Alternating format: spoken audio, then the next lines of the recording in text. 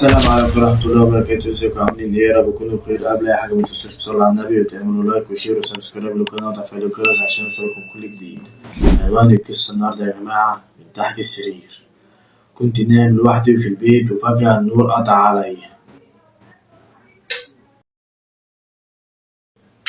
والدنيا ضلمة تماما، وفجأة سمعت صوت خفيف جايلي من تحت السرير.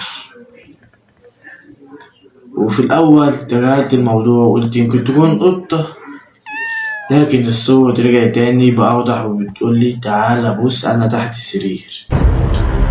جسمي كله يا جدعان تلج ومقدرتش أتحرك، وبعد شوية الموبايل نور لوحده ولقيت رسالة جاتلي من رقم غريب متردش على اللي تحت السرير. أنا مستخبيلك في الدولاب، وقلبي كان هيقف فبصيت ناحية الدولاب ببطء،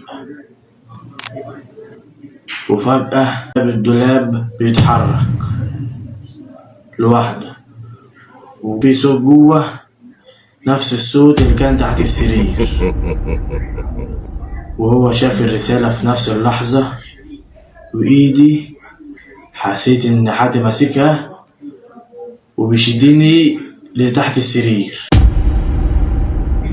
وانتظروا الجزء التاني، ومتنساش اللايك والاشتراك في القناة عشان يوصلكم كل جديد.